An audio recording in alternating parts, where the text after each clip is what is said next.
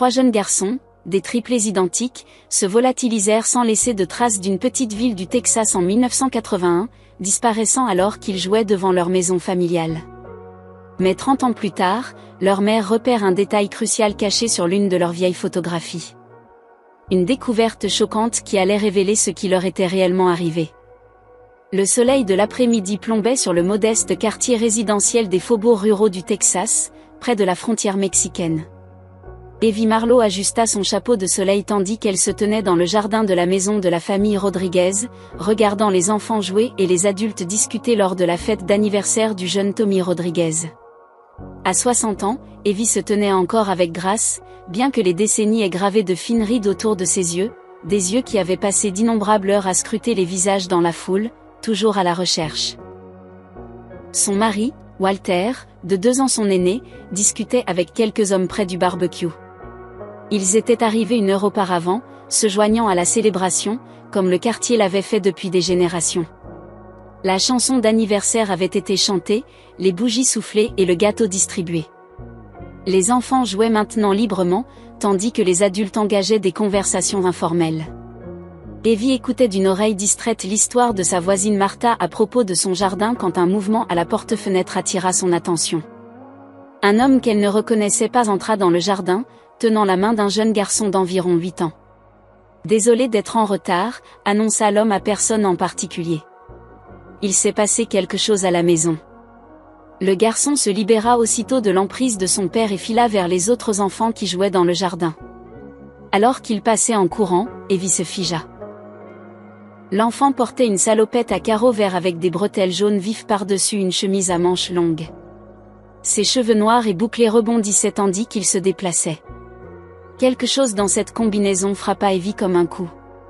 Sans s'excuser de la conversation, elle traversa rapidement le jardin, son cœur battant la chamade dans sa poitrine. Elle tendit la main et saisit l'épaule du garçon, le retournant pour qu'il lui fasse face. « Où as-tu eu ces vêtements ?» demanda-t-elle, sa voix à peine plus qu'un murmure. Sa main se déplaça instinctivement pour toucher ses cheveux bouclés.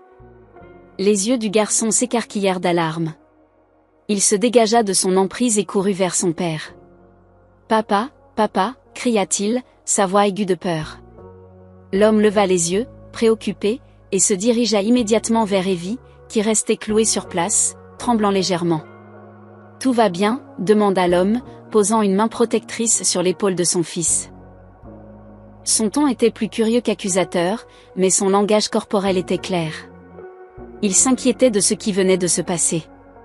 « Elle m'a touché », dit le garçon, se pressant contre le flanc de son père. « Elle m'a fait peur. » L'expression de l'homme se durcit légèrement. « Que se passe-t-il ?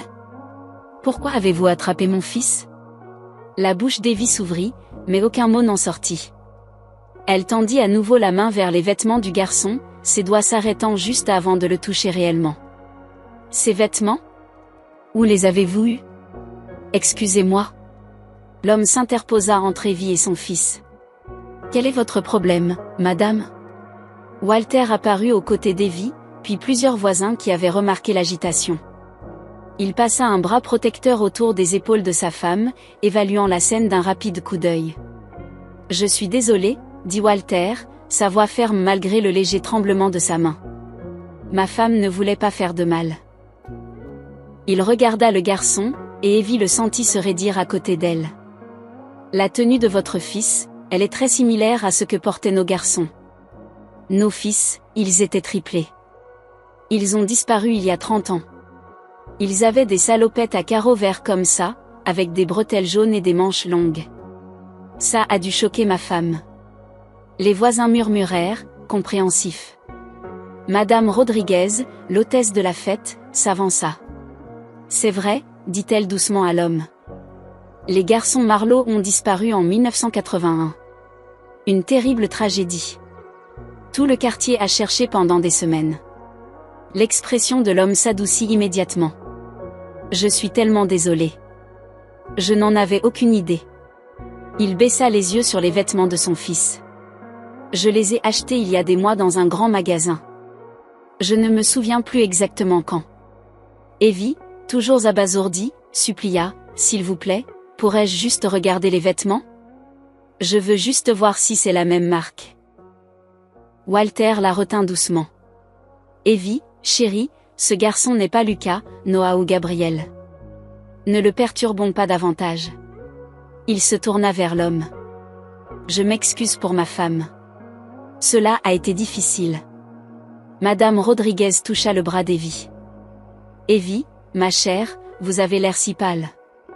Peut-être devriez-vous rentrer chez vous et vous reposer. Walter hocha la tête avec gratitude. Oui, je pense que c'est mieux. Il remercia l'hôtesse de la fête, les excusa de la réunion, et salua respectueusement le père et le fils. J'aurais aimé que nous nous rencontrions dans de meilleures circonstances. Je suis vraiment désolé d'avoir contrarié votre femme, dit sincèrement l'homme. Honnêtement, je n'en avais aucune idée. Nous sommes nouveaux dans le quartier et nous pensions qu'assister à la fête d'anniversaire serait une bonne façon de rencontrer tout le monde. Ce n'est pas votre faute, l'assura Walter. Walter guida Evie hors du jardin, la soutenant tandis qu'il parcourait les 3 pâtés de maison jusqu'à leur domicile. Une fois à l'intérieur, il l'aida à s'asseoir sur le canapé et alla à la cuisine pour faire du thé.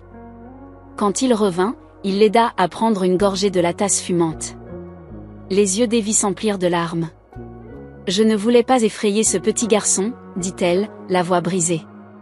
C'est juste que quand j'ai vu ses vêtements... » Walter hocha la tête, s'asseyant à côté d'elle. « Je sais que tu as eu une crise d'angoisse. Ce n'est pas grave. Je ne peux pas les oublier, Walter, dit Evie, les larmes coulant maintenant sur son visage. Même après 30 ans. Walter lui prit la main. Il serait adulte maintenant. Tous les 3 des hommes faits. Je sais, murmura Evie. Je me sens tellement gênée, de toujours ressasser le passé, de mettre tout le monde mal à l'aise. Nous n'avons pas à oublier nos fils, dit fermement Walter. J'ai été choquée, moi aussi, quand j'ai vu les vêtements de ce garçon. Ils étaient si similaires, salopette à carreaux verts, bretelles jaunes, manches longues. Evie se redressa. Je veux revoir leurs photos, Walter. Celle où il porte ses vêtements. Walter hésita. Elles sont dans la boîte au grenier. Nous ne l'avons pas ouverte depuis plus de 20 ans. S'il te plaît, dit Evie, si ça peut m'aider à me calmer. Walter soupira, mais hocha la tête. Je vais te la chercher. Il disparut à l'étage, et Evie entendit ses pas au-dessus, puis le grincement de l'échelle du grenier. Plusieurs minutes plus tard, il revint portant une boîte en carton poussiéreuse. Il la posa sur la table basse et essuya la poussière avec une serviette à main voisine. Ensemble, ils ouvrirent le couvercle, révélant les affaires soigneusement conservées de leur triplé disparu. Evie et Walter sortirent délicatement les objets de la boîte, manipulant chacun comme s'il était en verre. Petits jouets, gants de baseball, 3 ours en peluche identiques, devoirs avec des étoiles dorées et des visages souriants. Chaque objet était un moment préservé de l'enfance écourtée de leur fils. L'album photo devrait être au fond, dit Walter, la voix rauque d'émotion. Nous l'avons emballé en dernier. Alors qu'il retirait la dernière couche de souvenirs, l'album relié en cuir apparut. Walter le souleva doucement et le plaça sur ses genoux. La couverture était lisse à force d'avoir été manipulée pendant des années, bien qu'elle n'ait pas été touchée depuis des décennies. Ils s'installèrent côte à côte sur le canapé tandis que Walter ouvrait l'album. Les premières pages montraient 3 nouveau-nés identiques à l'hôpital, puis 3 bambins faisant leurs premiers pas, des fêtes d'anniversaire où les bougies étaient soufflées en parfaite synchronie. Ils étaient toujours tellement en phase l'un avec l'autre. Murmura Evie, traçant du doigt une photo des garçons construisant un château de sable à la plage. Walter tournait lentement les pages, et il s'arrêtait à chaque image, se remémorant les histoires qui se cachaient derrière. Puis ils atteignirent la photo qu'ils cherchaient, les triplés debout devant leur maison, portant leurs salopettes à carreaux verts avec des bretelles jaunes par-dessus des chemises à manches longues. Ils souriaient largement, les bras autour des épaules les uns des autres. Ça a été pris le matin où ils ont disparu, exactement 1 heure avant qu'ils ne partent, dit doucement Walter. Evie hocha la tête et se pencha plus près, étudiant les salopettes. Regarde, Walter, le garçon à la fête, ses vêtements étaient similaires, mais différents. La nuance de vert est différente. Les nôtres ont l'air plus vintage, tandis que les siens étaient plus modernes, et les lignes des carreaux sont plus fines, sur notre photo. Les bretelles sont différentes aussi. Nota Walter. Concept similaire, mais définitivement pas les mêmes vêtements. Evie se frotta les yeux et soupira. Je me sens terriblement mal de la façon dont j'ai réagi envers ce pauvre garçon et son père. Comment s'appelait-il déjà? Walter répondit, le garçon s'appelle Malvin et son père Rowan. Ils sont assez nouveaux dans le quartier. Ils ont emménagé il y a environ 3 mois, je crois. Je devrais m'excuser auprès d'eux plus tard, dit Evie en secouant la tête. J'ai dû terrifier cet enfant. Ils continuèrent à regarder la photo, se remémorant ce dernier jour. Walter sourit tandis qu'Evie racontait comment Gabriel avait insisté pour porter sa salopette à l'envers jusqu'à ce qu'elle le convainque du contraire, et comment Noah avait déjà réussi à se faire une tache d'herbe sur le genou avant le petit déjeuner. Alors que Walter se versait une autre tasse de thé, Evie lui tapota soudainement le bras, le faisant presque renverser. « Walter, regarde l'arrière-plan. » dit-elle avec urgence. N'est-ce pas la Cadillac dont Lucas était un si grand fan? Walter posa la théière et scruta la photo. À l'arrière-plan, partiellement visible sur le bord du cadre, se trouvait la partie avant d'une Cadillac brun rougeâtre garée de l'autre côté de la rue. « Tu as raison, » dit-il lentement, des souvenirs refaisant surface. Lucas était obsédé par les voitures, surtout celle-là. Les garçons suppliaient toujours pour regarder à l'intérieur chaque fois qu'ils la voyaient. « C'est la Cadillac de Monsieur Howard Fielding, » dit Evie, sa voix devenant plus intense. « Leur instituteur, tu te souviens comme il la conduisait rarement? Il nous a dit que c'était son bien le plus précieux. Tout le monde dans la communauté scolaire connaissait cette voiture. » Walter acquiesça. Les enfants pensaient que c'était la chose la plus incroyable qu'ils aient jamais vue. « Nous étions une communauté si soudée à l'époque, » murmura Evie. « Tout le monde se connaissait, et aime. Howard était un homme si gentil. Les enfants l'adoraient. » Elle retourna la photo, cherchant des notes, puis la retourna à nouveau, l'examinant de plus près. « Es-tu absolument sûr que cette image a été prise le jour de leur disparition? » « Oui. »« Pourquoi? » ?»« Parce que Monsieur Howard avait déménagé dans une autre ville à ce moment-là, » dit Evie, le front plissé. « Tu te souviens comme tous les parents étaient tristes quand il a changé d'école? Les enfants l'aimaient tellement que nous lui avons organisé une fête d'adieu à l'école la veille de son départ. » Walter fronça les sourcils. « Je suis certain que ça a été pris le matin de leur disparition. Ils ont disparu dans l'après-midi. » « Mais c'est étrange, » insista Evie. Monsieur Howard était censé avoir quitté la ville une semaine avant la disparition des garçons. Alors, comment sa Cadillac pouvait-elle être garée là sur la photo?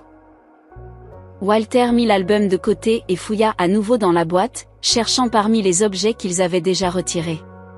Finalement, il trouva ce qu'il cherchait, l'enveloppe photo Kodak originale avec les négatifs encore à l'intérieur. La date de développement était clairement estampillée à l'extérieur. « Regarde, » dit-il en montrant la date à Evie. Ceci le confirme. Le film a été développé 2 jours après leur disparition. Celles-ci ont définitivement été prises ce matin-là. Evie se frotta les bras, soudainement prise de frissons malgré l'air chaud de la pièce. Si c'était vraiment la voiture de Monsieur Howard, alors il aurait pu voir quelque chose de suspect dans le quartier ce jour-là. La police l'aurait interrogé. Elle marqua une pause, réfléchissant. Mais ils n'ont jamais mentionné avoir interrogé l'instituteur, ce qui signifie qu'il devait vraiment être parti avant la disparition des garçons. Walter remarqua l'agitation croissante d'Evie et posa une main douce sur son épaule.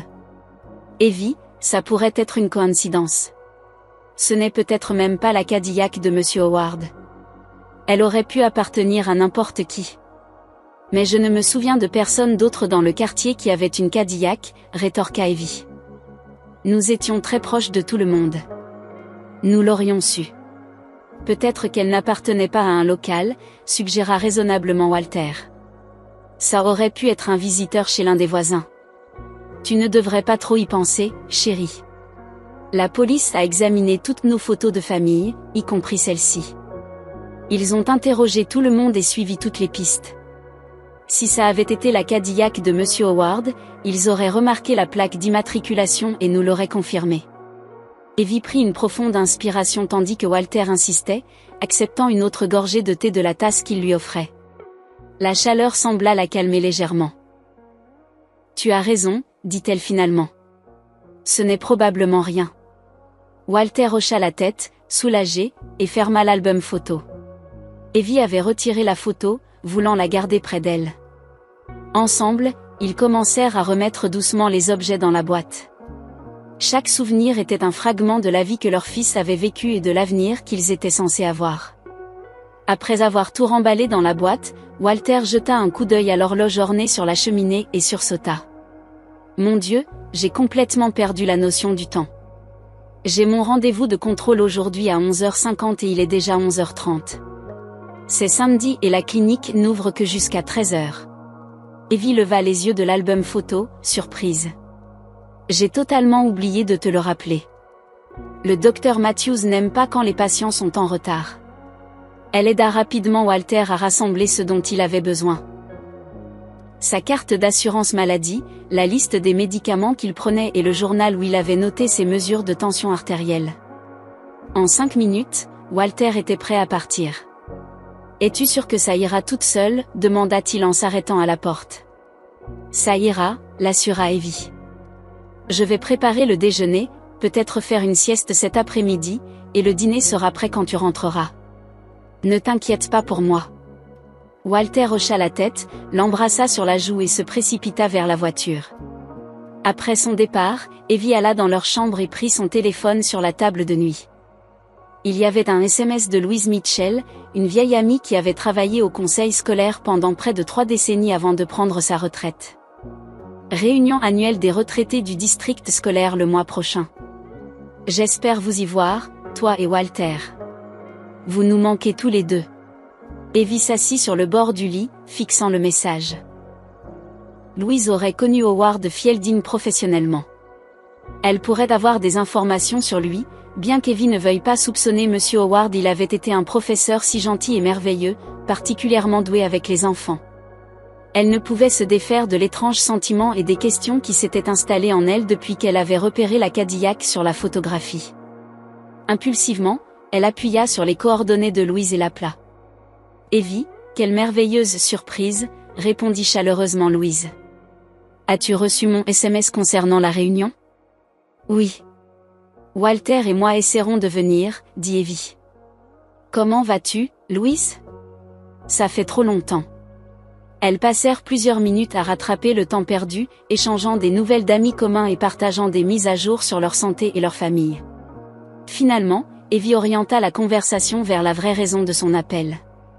« Louise, te souviens-tu de Monsieur Howard Fielding ? Il enseignait à l'école primaire d'Oakidge au début des années 80. » Howard ? Bien sûr, je me souviens de lui. Un professeur si talentueux. Les enfants et les parents l'adoraient. Sais-tu où il est maintenant ? Demanda Evie, essayant de paraître décontractée. Je me souviens qu'il a déménagé, mais je ne me rappelle plus exactement où il est allé.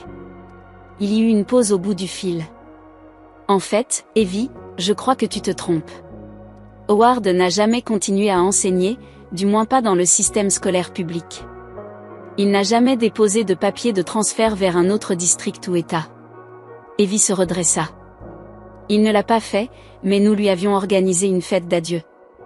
Il avait dit à tout le monde qu'il déménageait pour enseigner dans une autre école. Non, ce n'est pas comme ça que ça s'est passé. Peut-être qu'il plaisantait quand il a dit ça.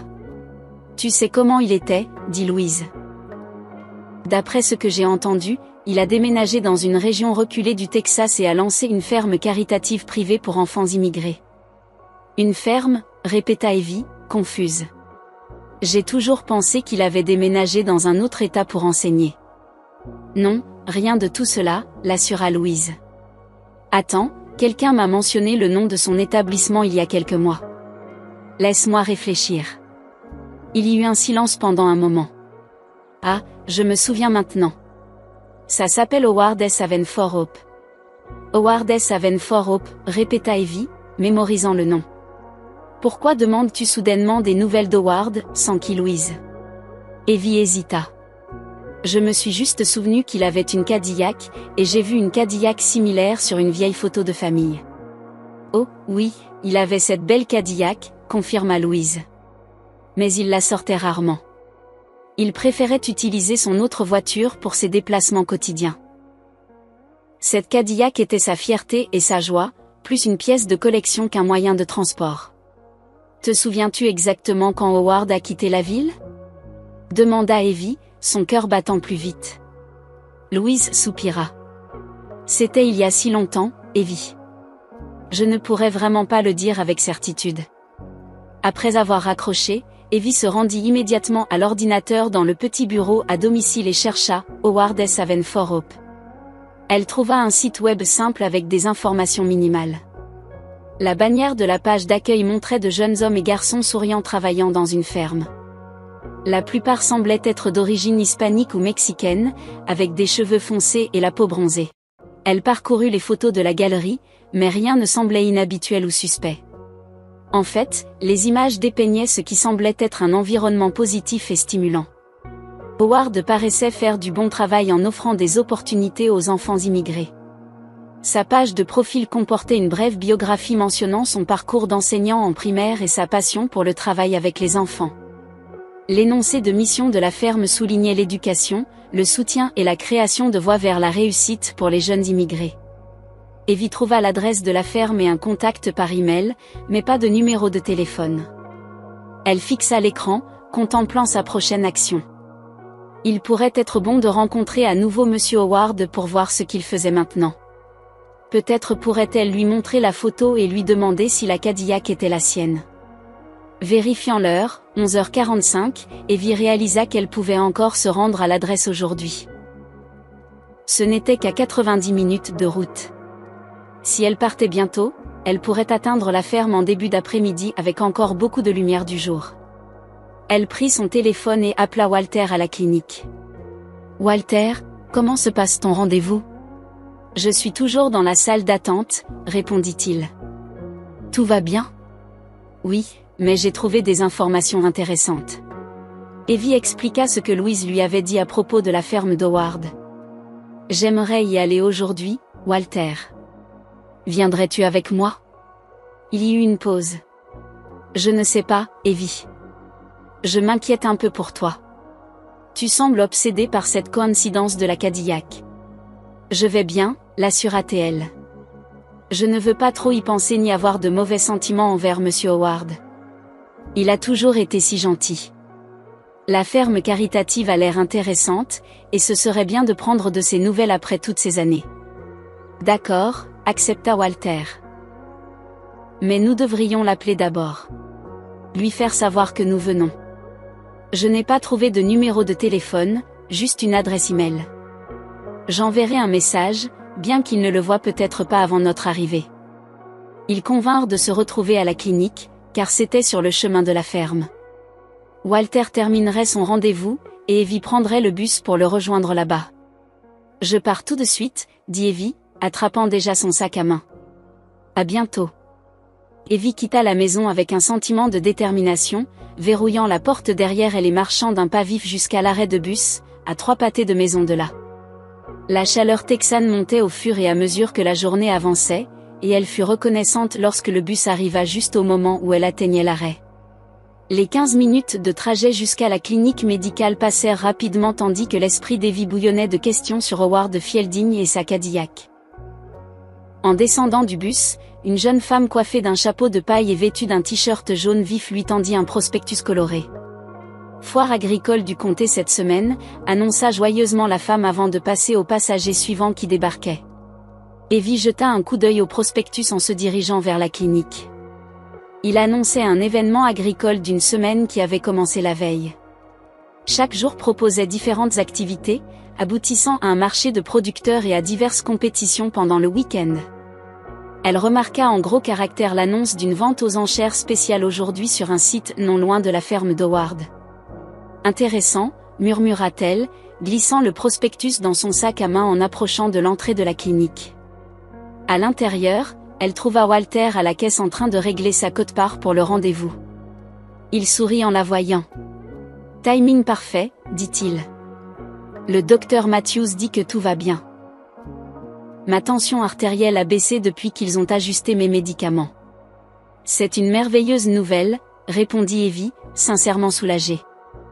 Es-tu prêt pour notre petite aventure? Bientôt, ils furent dans la berline de Walter, suivant les indications du GPS vers Howard S. Haven for Hope. Le paysage passa progressivement des quartiers de banlieue à des terres agricoles de plus en plus rurales au fur et à mesure de leur trajet.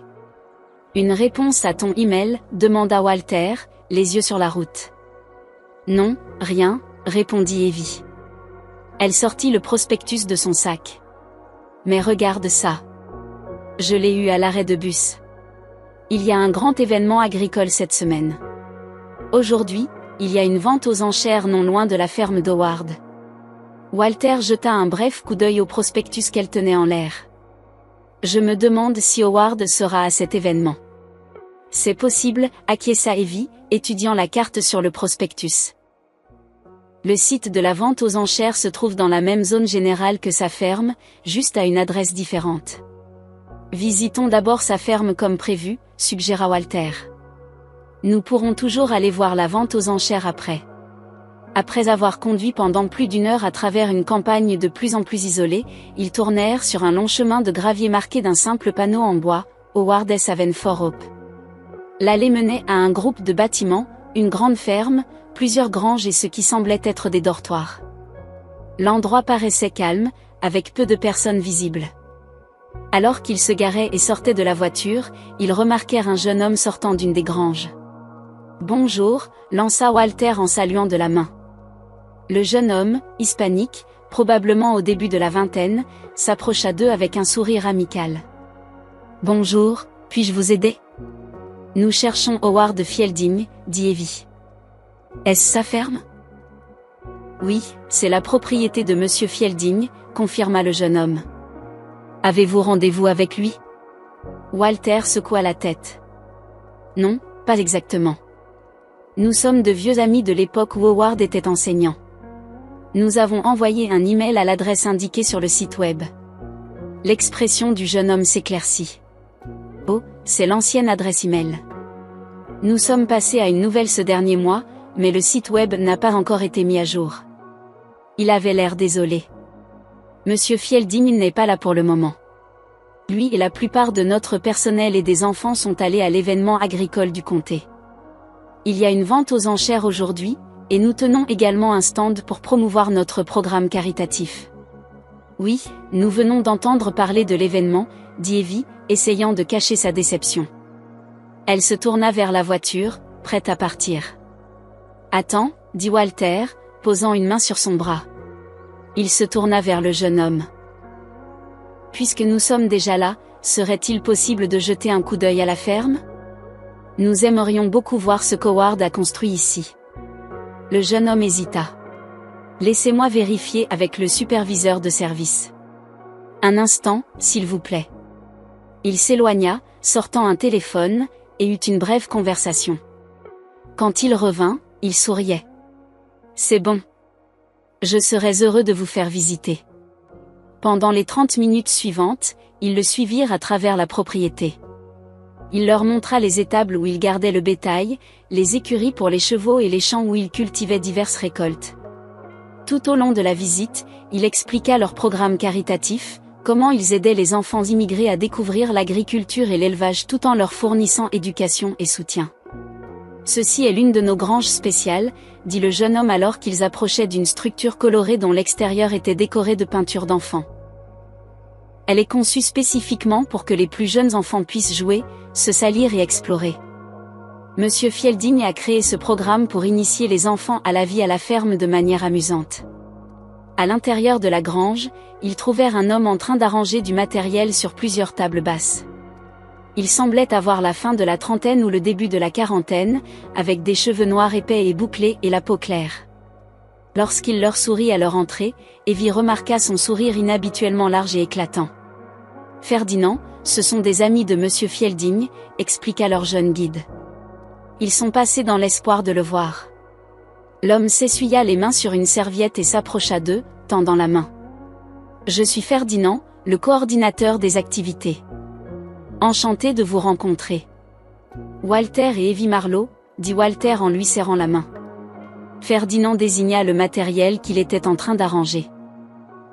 Je prépare des activités de démonstration pour les investisseurs et clients potentiels qui visiteront pendant l'événement cette semaine. Nous voulons leur montrer exactement comment nous travaillons avec les enfants ici. Il se déplaçait entre les tables avec une aisance consommée, expliquant chaque poste. Je suis ici depuis très longtemps, depuis l'âge de 6 ans, en fait. Monsieur Howard m'a secouru et m'a recueilli quand je n'avais nulle part où aller. Howard était instituteur avant ça, dit Evie, observant attentivement les mouvements de Ferdinand. Nos fils étaient ses élèves. Il a toujours eu le tour avec les enfants. C'est un homme au cœur noble, approuva Ferdinand. Ils regardèrent autour d'eux dans la grange, admirant les œuvres d'art des enfants qui couvraient un mur entier. Il y avait des dessins colorés faits au crayon de cire à côté de créations plus texturées où des feuilles, de l'avoine et des coquilles d'œufs avaient été collées pour créer des effets uniques. Le regard d'Evie se posa sur un dessin d'une Cadillac rouge méticuleusement décorée de grains de riz colorés collés sur le papier. Le détail était impressionnant. Cette Cadillac, dit-elle en montrant le dessin. Je me souviens que cette voiture était le trésor de Monsieur Howard. Ferdinand hocha la tête. Oui, il l'a toujours ici.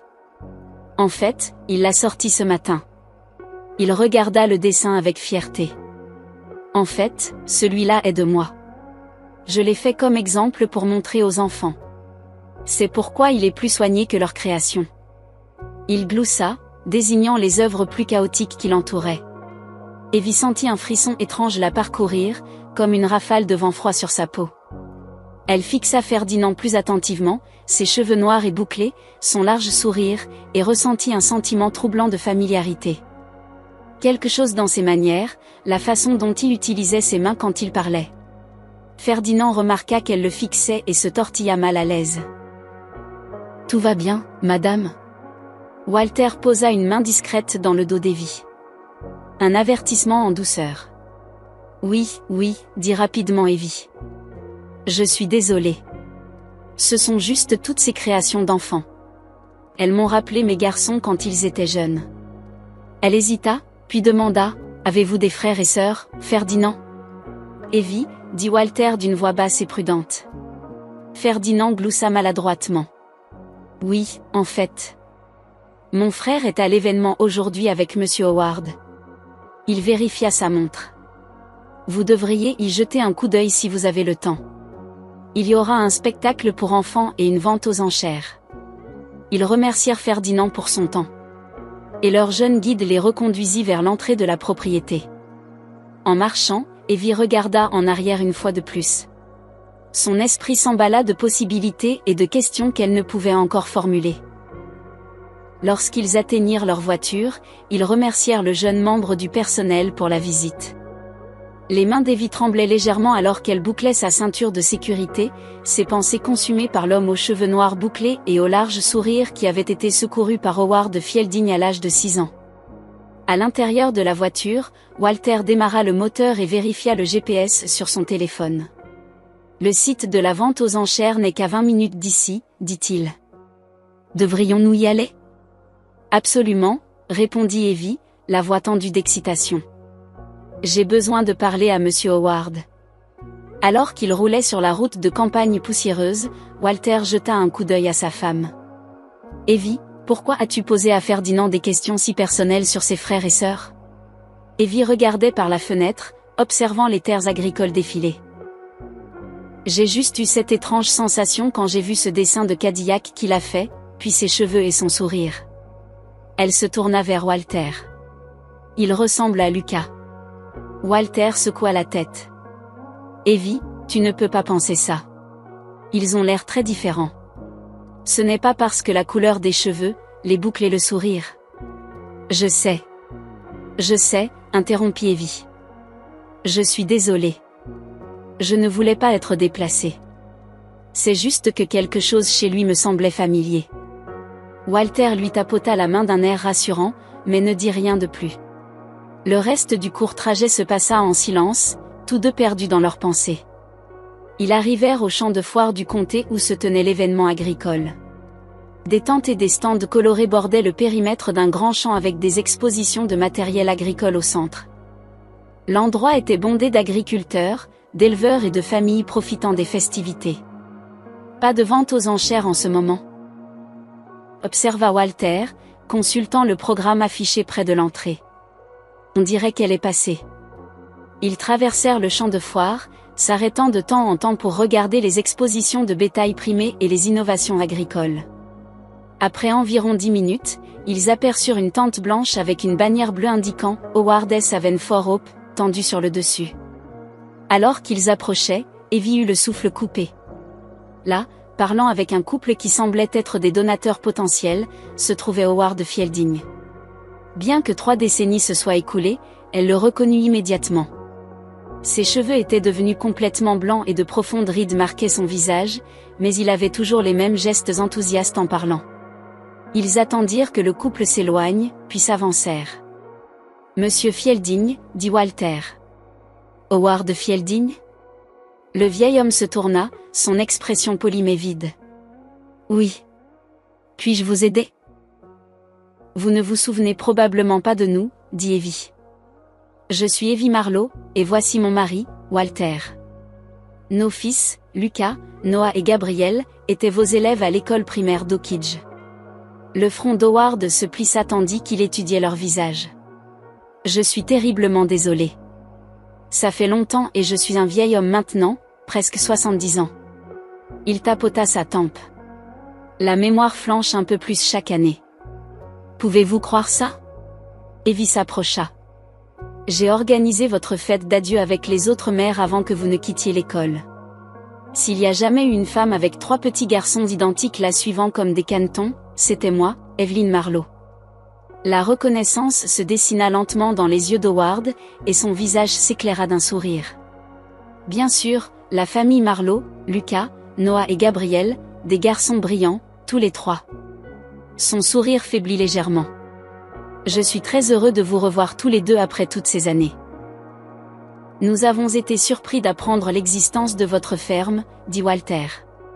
C'est une exploitation assez impressionnante que vous avez bâtie. » Merci, répondit Howard. Ça a été le travail de ma vie ces dernières décennies. La conversation dériva inévitablement sur les triplés. L'expression d'Howard devint sombre. J'ai entendu parler de la disparition des garçons. Une terrible tragédie. J'ai été profondément attristé quand je l'ai appris. J'ai toujours pensé que vous déménageriez dans une autre ville d'un état différent pour enseigner, dit Evie, observant attentivement sa réaction. Howard secoua la tête. Non, je suis resté au Texas. Je suis allé dans une autre ville pour obtenir une certification et me préparer à cette entreprise. Il fit un geste alentour. Démarrer cette ferme a toujours été mon rêve. Evie se pencha légèrement en avant. Monsieur Howard, vous souvenez-vous de la date à laquelle vous avez quitté la ville? Était-ce avant ou après la disparition de mes garçons? Avant, dit rapidement Howard. Ça devait être avant, sinon la police m'aurait interrogé. Il pencha la tête. Pourquoi demandez-vous? Sans répondre, Evie fouilla dans son sac à main et sortit la photographie qu'elle avait prise de l'album. Elle la tendit à Howard. Je regardais cette photo ce matin même. Elle a été prise le jour où les garçons ont disparu, juste 1 heure avant, en fait. Elle pointa le bord du cadre. J'ai remarqué la Cadillac en arrière-plan. Walter s'approcha. Était-ce votre Cadillac, monsieur Fielding? Vous souvenez-vous d'avoir conduit dans notre quartier ou de vous être garé près de notre maison ce jour-là? L'expression d'Howard changea subtilement. Le sourire affable disparut, remplacé par un sérieux aux lèvres pincées. Il fixa la photo pendant un long moment, silencieux. Je ne me souviens plus exactement de la date à laquelle j'ai quitté la ville. Dit-il finalement, sa voix plus basse qu'auparavant. Et je ne me souviens certainement pas d'avoir conduit près de votre maison ou d'avoir vu les garçons ce jour-là. Il rendit la photo à Evie. Elle doit appartenir à quelqu'un d'autre. Walter hocha la tête, posant une main sur l'épaule d'Evie. Eh bien, au moins maintenant nous avons notre réponse. Evie hocha également la tête, mais elle remarqua que le comportement de Walter avait changé. Il semblait soudainement tendu, se raclant la gorge et déplaçant son poids d'un pied sur l'autre. Howard les regarda avec une expression indéchiffrable. « Pensez-vous que la Cadillac est liée à la disparition de vos garçons ? » « Nous n'en sommes pas sûrs, » répondit Walter. « La police n'en a jamais parlé en 1981. Nous l'avons juste remarqué sur la photo ce matin. » Howard vérifia sa montre. « Il est presque 15h30. Nous devons commencer à remballer. » Il se tourna vers deux hommes debout derrière la table. « L'événement se termine à 16h. Remballons tout. » Il se retourna vers Evie et Walter. « Vous devriez en profiter pour regarder autour de vous tant que vous le pouvez. Dans environ 5 minutes, il y aura un spectacle de clôture par les enfants de notre ferme. » Il désigna une petite scène extérieure à l'extrémité du champ de foire. « C'est assez charmant. Vous pourriez apprécier. »« Merci, » dit Walter. « C'était bon de vous revoir, Howard. » Alors qu'il s'éloignait de la tente, Evie resta légèrement en retrait. Elle entendit la voix d'Howard, basse et urgente, parler dans son téléphone. « Partez immédiatement après le spectacle. Amenez Diego ici. »« Oui, maintenant. » Evie se figea, puis se retourna lentement. Howard était occupé à diriger son personnel, ne leur prêtant aucune attention. Elle se dépêcha de rattraper Walter, l'esprit assailli de questions et d'un sentiment croissant d'effroi. Ils se dirigèrent vers la petite scène extérieure où un groupe d'enfants se rassemblait pour le spectacle de clôture. La plupart semblaient être mexicains, âgés d'environ 6 à 9 ans, avec quelques enfants d'âge maternel mélangés. Les enfants s'alignèrent sur la simple estrade en bois et commencèrent à chanter une joyeuse chanson folklorique en espagnol. Evie regardait le spectacle, mais son esprit était ailleurs. Elle scrutait la foule, les membres du personnel, à la recherche de quoi que ce soit d'inhabituel. Après quelques minutes, un mouvement sur le bord de la scène attira son attention. Un homme émergea de derrière la scène, marchant avec détermination vers la zone des vendeurs. Son allure était rapide, presque précipitée. Même de loin, Evie pouvait voir ses cheveux noirs, épais et bouclés. « Walter » murmura-t-elle avec urgence, tirant sur sa manche. « Regarde cet homme » pointa-t-elle discrètement. « Celui qui marche si vite. Tu vois ses cheveux? Ne ressemble-t-il pas à Ferdinand ?» Walter suivit son regard, ses yeux se plissant alors qu'il se concentrait sur la silhouette qui s'éloignait. « Oui, » dit-il lentement. « La ressemblance est frappante. »« Penses-tu qu'ils sont jumeaux ?» demanda Evie, sa voix tendue d'une excitation à peine contenue. Avant que Walter ne puisse répondre, Evie s'éloignait déjà de la foule, se faufilant entre les spectateurs pour mieux voir le visage de l'homme. Walter se dépêcha de la suivre, restant près d'elle. Ils contournèrent un vendeur de barbe à papa, se positionnant de manière à pouvoir observer sans être évident. L'homme avait atteint la tente d'Howard et était engagé dans une conversation intense avec Howard Fielding. Tandis qu'il regardait, l'homme se tourna légèrement, leur offrant une vue claire de son profil. Evie laissa échapper un léger hoquet. La ressemblance avec Ferdinand était indéniable. Ils auraient pu être identiques. Le même large sourire, les mêmes sourcils épais, la même façon animée de gesticuler en parlant. « Ce doit être le frère que Ferdinand a mentionné » murmura Evie. « Diego, je pense, celui qu'Howard appelait. » Le visage de Walter était devenu pâle. Le sourire similaire, les mêmes cheveux noirs bouclés. Pourrait-il être Lucas et Noah, termina Evie, sa voix à peine audible. Elle agrippa fermement le bras de Walter. Tu te souviens comment Gabriel avait un corps légèrement plus petit et des yeux plus petits? Il était toujours le plus facile à identifier à cause de ses yeux. Et Noah avait ce sourcil légèrement plus épais et était toujours si agile et rapide, même s'il était plus calme que Gabriel et Lucas. Ils regardèrent Howard et Diego interrompre soudainement leur conversation. Howard fit un geste brusque, et les deux hommes commencèrent à marcher rapidement vers le parking, laissant les autres membres du personnel à l'attente, l'air confus. Pourquoi sont-ils si pressés? La voix d'Evie monta d'alarme. Nous devrions les suivre. J'ai besoin de parler à cet homme. Elle s'avança, mais Walter l'attrapa par le bras. Evie, attends. Nous pourrions nous tromper. S'ils sont vraiment nos garçons, Gabriel devrait être là aussi. Vérifions d'abord la zone. Si Gabriel est ici quelque part, alors nous pourrons appeler la police pour enquêter sur Howard. Evie hésita, puis hocha la tête à contre-cœur. Tu as raison. De plus, nous savons où se trouve la ferme si nous devons y retourner. Ils se déplacèrent rapidement à travers le champ de foire, scrutant les visages dans la foule, regardant derrière les stands et les tentes, mais ne trouvèrent aucun troisième homme ressemblant à Ferdinand et Diego. Peut-être que nous nous trompons, dit Walter, bien que sa voix manque de conviction. Mais Evie se dirigeait déjà vers la tente d'Howard, où un seul membre du personnel emballait les derniers matériaux. C'était un homme plus âgé, peut-être à la fin de la soixantaine, avec des mains burinées qui témoignaient de décennies de travail à la ferme. « Excusez-moi, dit Evie, essayant de garder une voix désinvolte.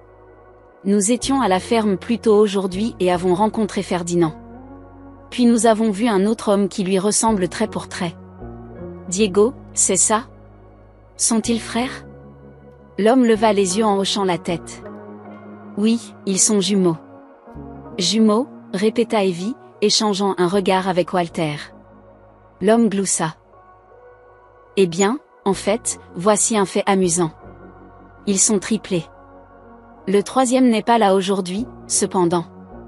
Il travaille au domaine privé de Monsieur Howard, non loin de la ferme.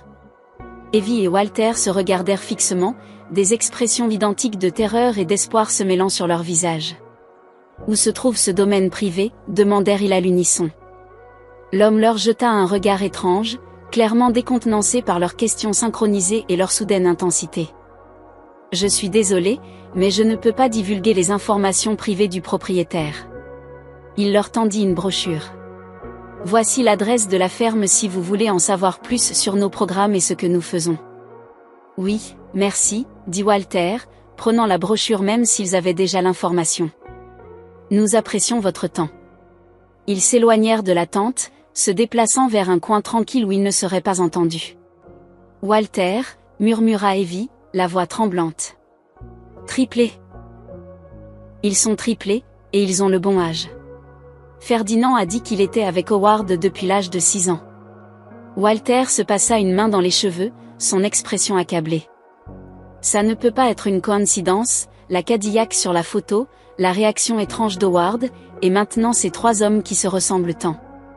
Nos garçons, dit Evie, les larmes emplissant ses yeux. Après toutes ces années, pourrions-nous avoir enfin retrouvé nos garçons? Ils se précipitèrent vers le parking, scrutant la zone à la recherche d'Howard ou de Diego, mais ne virent aucun signe de l'un ou l'autre homme. Montant dans leur voiture, Walter démarra le moteur. Nous retournons à la ferme, dit-il fermement, ses jointures blanchissant sur le volant. C'est là qu'ils sont le plus susceptibles d'aller. Alors qu'il s'engageait sur la route, Evie sortit son téléphone et composa le 911. Lorsque le répartiteur répondit, elle demanda à parler à un détective, expliquant que cela concernait leur affaire non élucidée d'enfants disparus de 1981. En quelques instants, elle fut connectée au détective Martinez de l'unité des personnes disparues. Cela va vous paraître incroyable, commença Evie, la voix légèrement tremblante. Mais mon mari et moi pensons avoir retrouvé nos fils qui ont disparu il y a 30 ans. Elle expliqua rapidement tout, la photographie avec la Cadillac, la découverte d'Howard Fielding dans sa ferme caritative, et la découverte de 2 hommes qui semblaient identiques, avec un troisième frère absent. Ils ont l'air d'avoir le bon âge. Ils devraient l'avoir 36 ans maintenant. Et ils ont les mêmes traits que nos garçons, conclut-elle. L'homme qui les a enlevés, Howard Fielding, était leur instituteur. Il a quitté l'événement précipitamment lorsque nous lui avons montré la photographie. Je comprends vos préoccupations, Madame Marlowe. Répondit le détective Martinez, son ton calme mais ferme. Mais j'ai besoin que vous promettiez de ne pas confronter Monsieur Fielding seul une fois que vous arriverez à la ferme. C'était une figure respectée dans la communauté et nous aimerions l'interroger d'abord. Nous travaillons également à recueillir plus d'informations et à localiser sa résidence privée. Mon équipe et moi nous dirigeons vers la ferme maintenant et j'ai déjà contacté le bureau du shérif local. Il devrait être là d'ici 10 minutes. Nous y sommes presque, dit Walter, tournant sur le chemin de gravier menant à Howard S. Haven Fort Hope. Si vous voyez Howard, maintenez une distance de sécurité, avertit le détective. Le fait qu'il soit parti tôt de l'événement avec l'un de ces hommes est préoccupant, mais nous devons être prudents. Nous le ferons, promit Evie, gardant la ligne ouverte. Ils atteignirent la ferme, mais se garèrent bien à l'écart des bâtiments principaux, positionnant leur voiture derrière un bouquet d'arbres d'où ils pouvaient observer sans être vus. Les minutes s'écoulèrent sans aucun signe de mouvement, bien qu'une voiture soit restée garée sur le parking de la ferme.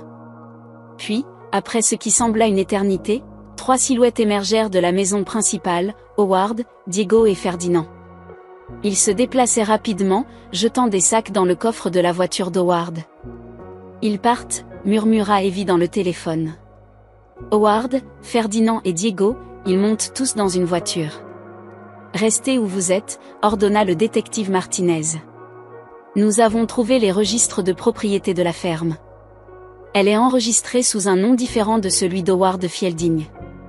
Nous délivrons des mandats maintenant pour perquisitionner à la fois la ferme et la résidence privée que nous avons localisée. » Alors que la voiture d'Howard commençait à s'éloigner de la maison, 2 véhicules du shérif apparurent sur le chemin de gravier, gyrophares allumés. Ils se positionnèrent rapidement pour bloquer la sortie. « Les adjoints du shérif sont là », rapporta Evie, le cœur battant la chamade. « Bien. Restez dans votre voiture jusqu'à ce que je vous dise le contraire, » répondit le détective. À travers le pare-brise, ils regardèrent 4 adjoints s'approcher du véhicule d'Howard, les mains planant près de leur holster. Howard sortit, les mains en l'air, mais son visage était un masque de confusion et de colère. Ferdinand et Diego sortirent plus lentement, l'air ahuri. L'un des adjoints parla longuement avec Howard, qui gesticulait avec emphase, pointant vers la maison et secouant la tête. L'adjoint semblait incertain, jetant un coup d'œil à ses collègues. « Je pense que le shérif hésite », murmura Walter. « Howard doit avoir une bonne réputation par ici. » En effet, il pouvait entendre des bribes de conversation portées par la brise, figure respectée du comté, œuvre de charité, doit être un malentendu. « Je ne peux plus attendre », dit soudainement Evie, laissant tomber le téléphone dans son sac à main, mais laissant la ligne ouverte. Ils vont le laisser partir. Avant que Walter ne puisse l'arrêter, elle était sortie de la voiture et se dirigeait d'un pas décidé vers le groupe. Walter se précipita derrière elle. « Howard Fielding », cria Evie, sa voix plus forte qu'elle ne le pensait. Tout le monde se tourna pour les regarder. L'expression d'Howard s'assombrit lorsqu'il les reconnut. « Madame Marlowe », dit l'un des adjoints en s'avançant, « veuillez retourner à votre véhicule. Nous gérons cette situation. » Au lieu de cela, Evie plongea la main dans son sac et en sortit la photographie de 1981. Elle la brandit pour que tout le monde la voie. « Si vous envisagez ne serait-ce qu'un instant de laisser cet homme partir, alors laissez-moi vous montrer quelque chose, » dit-elle en sortant la photo. « Ce sont mes fils, Lucas, Noah et Gabriel Marlowe. Ils ont disparu il y a 30 ans, le 12 juin 1981. » Elle se tourna et désigna Ferdinand et Diego. « Et voici 2 d'entre eux, debout juste devant vous. » Ferdinand et Diego fixèrent la photographie, leurs expressions passant de la confusion au choc. Ils s'approchèrent, examinant l'image de 3 garçons identiques en salopette à carreaux verts. « C'est nous, » dit doucement Ferdinand. « Avec Marco. »« Y a-t-il un 3e frère ?» demanda sèchement l'un des adjoints. Les 2 hommes hochèrent la tête, fixant toujours la photographie. « Je n'ai rien fait de mal », insista Howard, la voix s'élevant. « J'ai sauvé ces garçons. Ils étaient abandonnés. C'étaient mes enfants. » « Ils n'étaient pas abandonnés, » dit Evie, la voix brisée. « Ils ont disparu alors qu'ils jouaient devant notre maison un après-midi. » Elle pointa le bord de la photographie. « C'est votre Cadillac en arrière-plan, n'est-ce pas, Howard ? La même que vous avez toujours. » Howard resta silencieux, sa mâchoire crispée. « La Cadillac est dans le garage près de la ferme, » dit doucement Diego. « Il l'a toujours. » Ferdinand regarda Evie, puis Walter. « Êtes-vous vraiment nos parents ? Howard nous a dit que vous étiez en prison ? » « Oui, » dirent-ils à l'unisson, les larmes coulant sur le visage d'Evie. « Mais nous n'avons jamais été en prison. Cet homme vous a menti pendant tout ce temps. » Vous avez tous tellement grandi, exactement comme Walter et moi l'avons toujours cru. Nous avons 36 ans maintenant, dit Diego, comme s'il essayait de donner un sens à tout cela. C'est exact, confirma Evie. Vous êtes né le 15 février 1975. Les adjoints échangèrent des regards. Puis l'officier supérieur s'avança. M. Fielding, veuillez vous retourner et placer vos mains derrière votre dos. Vous êtes maintenant notre principal suspect dans l'affaire d'enlèvement. Tandis qu'un adjoint menottait Howard, un autre parlait dans sa radio, confirmant l'exécution du mandat à la résidence privée. La ferme paisible se transforma en une ruche d'activité à mesure que d'autres véhicules des forces de l'ordre arrivaient. Les techniciens de la police scientifique fouillèrent les bâtiments tandis que les détectives interrogeaient séparément Ferdinand et Diego. Dans le garage, ils trouvèrent la Cadillac. Sa peinture rouge cerise était ternie par l'âge, mais c'était indubitablement le même véhicule que sur la photographie. Dans le bureau d'Howard, ils découvrirent la plaque d'immatriculation d'origine cachée dans un tiroir verrouillé, ainsi que des documents portant les faux noms de Ferdinand, Diego et Marco. Ils devraient s'appeler Lucas, Noah et Gabriel, dit Evie au détective, observant les preuves être emballées et étiquetées. Je sais que Ferdinand est Lucas à cause de son large sourire. Diego est Noah. Il a toujours eu cette agilité et cette silhouette plus mince. Donc, Marco doit être Gabriel. Ils ne sont même pas mexicains, ajouta Walter. Bien que notre ascendance comprenne un héritage mixte, c'est pourquoi ils pouvaient passer pour hispaniques. Interrogé sur leur troisième frère, Ferdinand expliqua, Howard a toujours gardé Marco à la maison, jamais à la ferme. Il s'occupe des plus jeunes enfants là-bas, principalement des enfants immigrés orphelins. Il nous a dit que nous avions été secourus, ajouta Diego. Il a dit que nos parents étaient des immigrés qui avaient fait quelque chose de mal et étaient allés en prison à vie. Nous l'avons cru parce que nous étions si jeunes quand c'est arrivé. Qu'est-ce qu'il vous a fait ? Demanda doucement un détective. Les deux hommes semblaient mal à l'aise.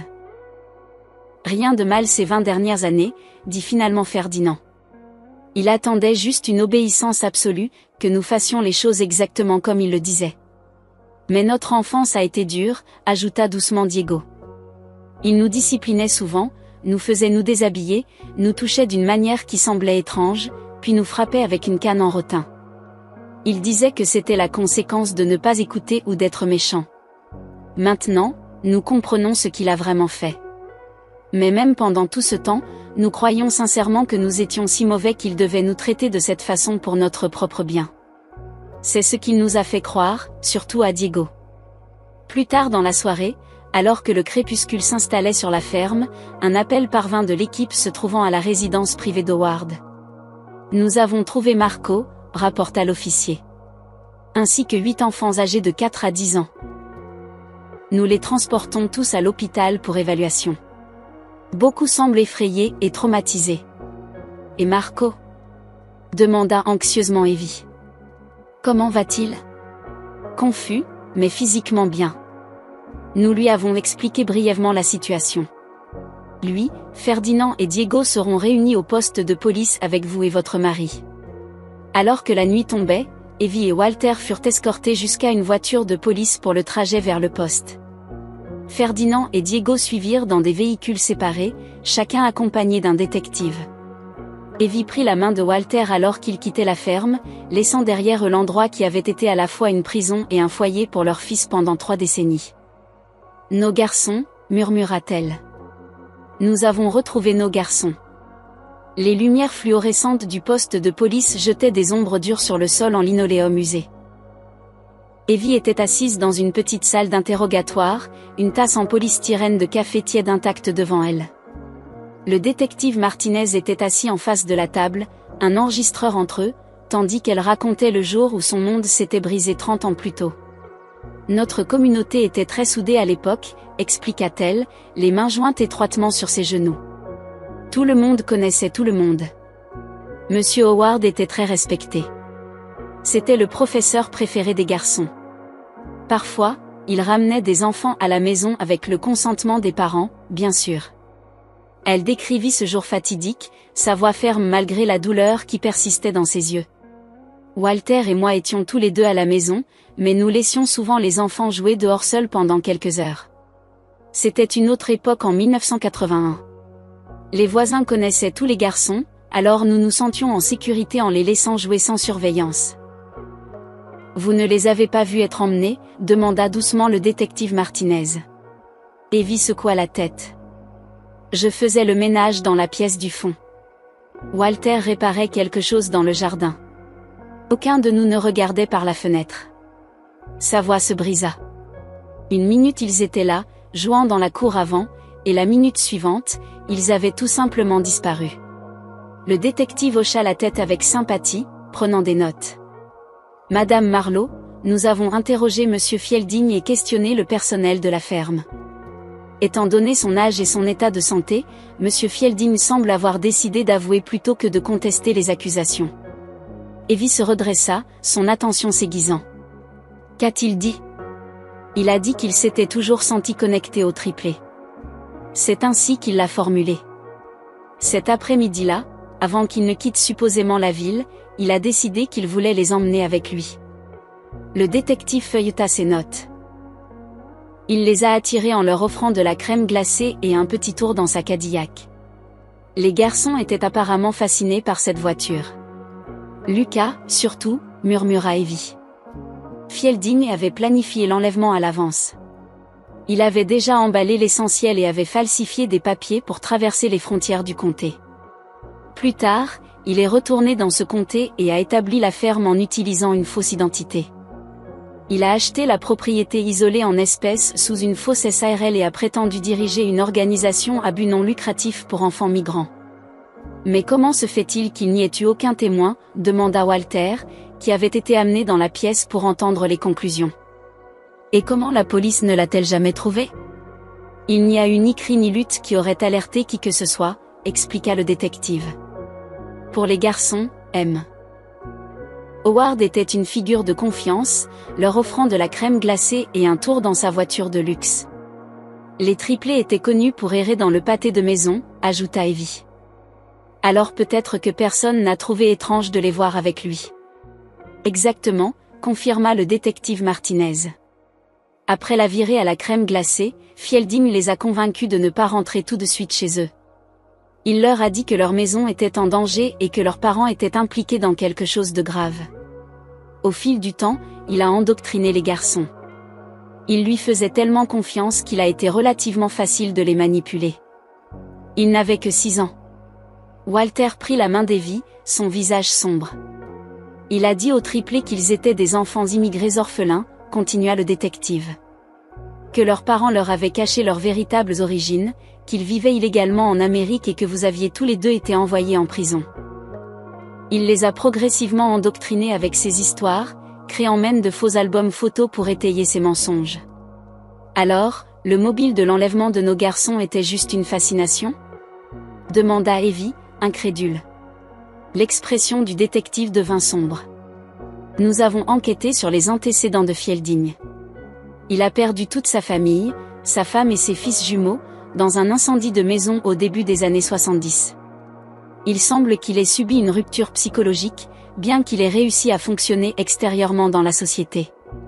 D'après ses déclarations et son évaluation psychologique, il en est venu à croire que certains enfants lui étaient destinés, en particulier ceux ayant des liens émotionnels forts comme des triplés. Evie ferma les yeux, essayant de comprendre la logique tordue qui avait volé 3 décennies à sa famille. Que se passe-t-il maintenant ? Demanda Walter. Fielding fera face à de multiples accusations. Enlèvement, maltraitance d'enfants, séquestration, usurpation d'identité, et plus encore. Les plus jeunes enfants trouvés à sa résidence privée sont en cours d'évaluation, et nous travaillons à les identifier et à localiser leur famille. Le détective se leva. Mais je pense qu'il y a 3 personnes qui attendent depuis assez longtemps pour vous voir. Il ouvrit la porte et parla doucement à un officier dans le couloir. Quelques instants plus tard, la porte se rouvrit. Ferdinand, Diego et Marco Lucas, Noah et Gabriel se tenaient hésitants sur le seuil. Bien qu'ils soient maintenant des hommes adultes, Evie pouvait encore voir ces petits garçons dans leurs traits. Le large sourire de Lucas, les yeux pensifs de Noah, la silhouette plus menue de Gabriel. Pendant un long moment, personne ne bougea. 30 années de séparation flottaient entre eux comme un mur invisible. Toute une vie d'anniversaire manqué, de remise de diplômes, de chagrin et de triomphe. Puis Evie se leva de sa chaise, un sanglot étranglé s'échappant de sa gorge. Elle fit un pas incertain en avant, puis un autre. Walter se tenait à côté d'elle, les larmes coulant sans honte sur son visage buriné. « Mes garçons » murmura Evie. « Mes beaux garçons » Quelque chose dans sa voix sembla percer.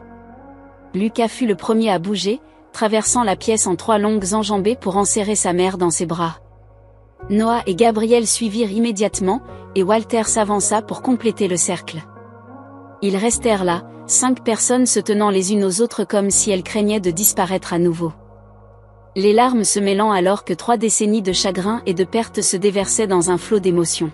« Je n'ai jamais cessé de vous chercher », dit Evie à travers ses larmes, touchant chacun de leurs visages à tour de rôle, réapprenant les contours qui étaient passés de garçon à homme.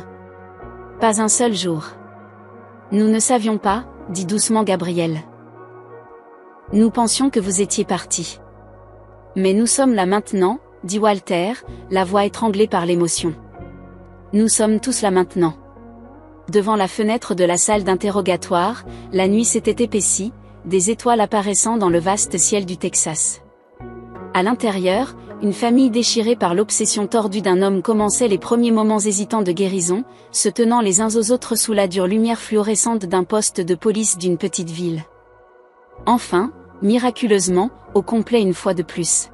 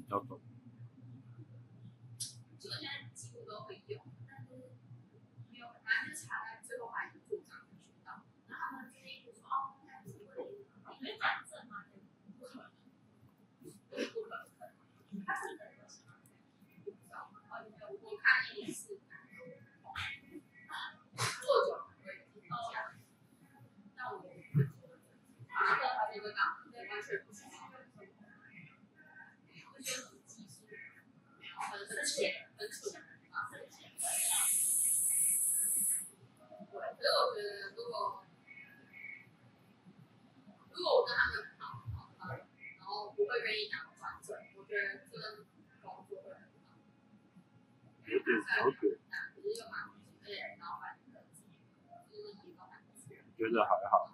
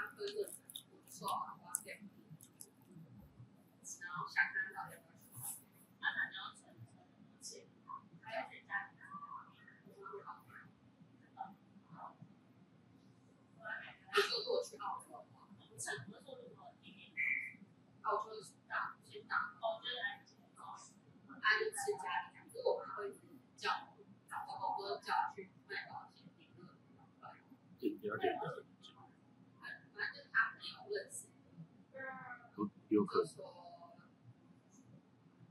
反正就说炫耀电单，然后前半年每个人5万块，然后就说那我就会领分，他就说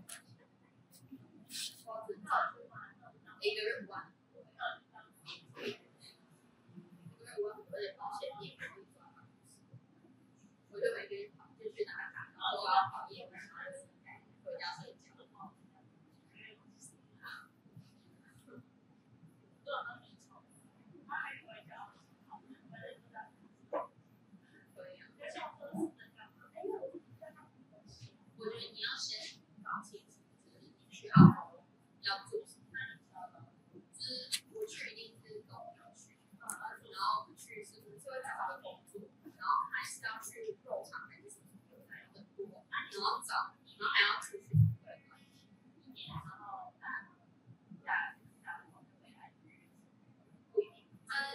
能够去的话，他们去赚钱，然后我刚好会煮饭，所以又可以省钱，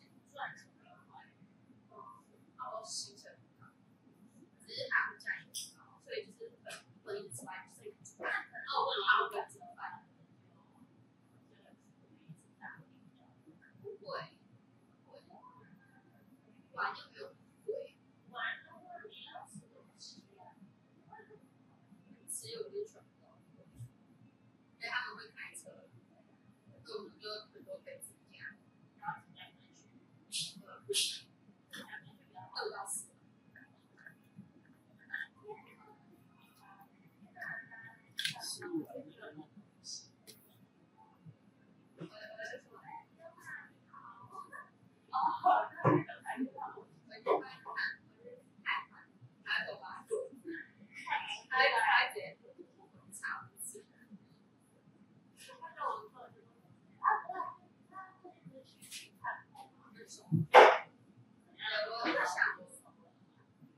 我想我是会要今年去，我是想要12月去还是1月去？好像是有可能11月就会下，就像我去的时候，11月下，有可能11、12月，那你12月去吗？可是我在想，你12月还是因为我考生我家的，所以我在想，那我就不要去了，因为我现在我就想要去国外2年，我就觉得说，你现在没有去国外，这样子然后稍微也去，只不知道要是。谢谢，拜拜。拜拜。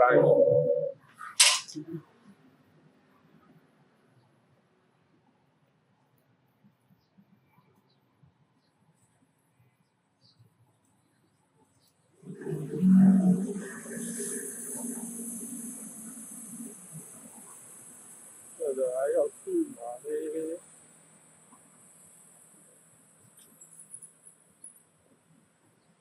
这时候如果去西门的唐吉诃德，或许人很少吧，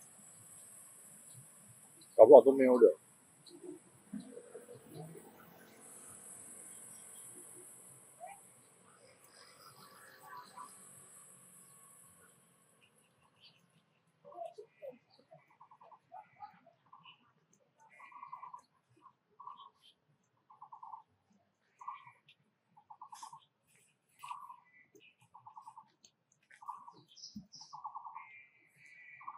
这么早？好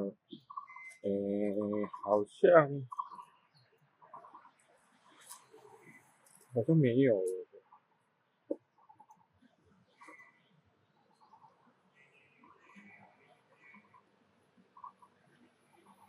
再去哪？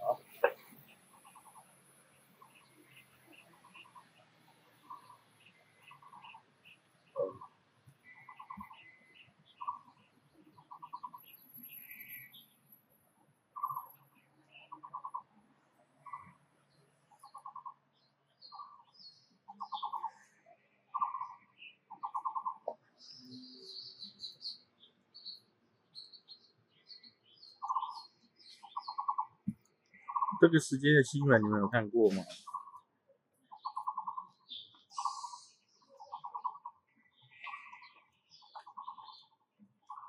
？6点15啊，现在6点55，我当成已经7点了。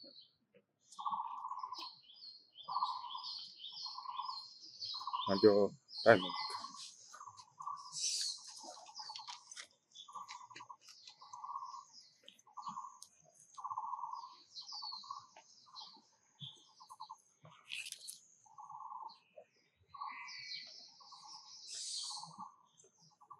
然后中午跟妹子约野餐哦，不知道买什么，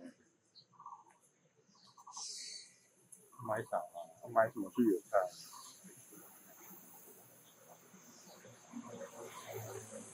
野餐店我也没有准备，太笑。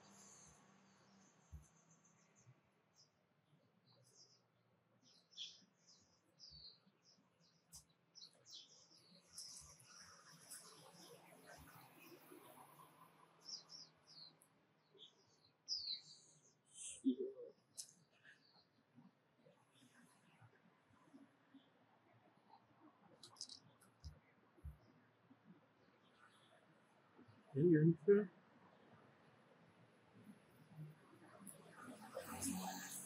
游民车，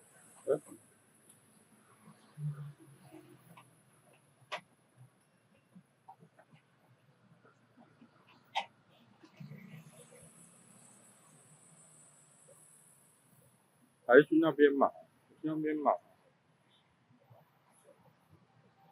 那不用拿一大堆东西。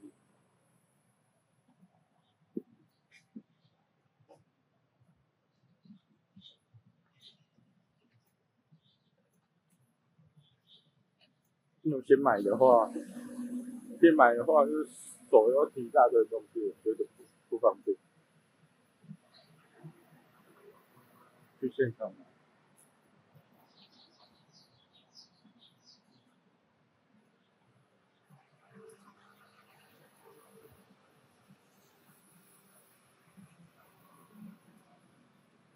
当晚哇，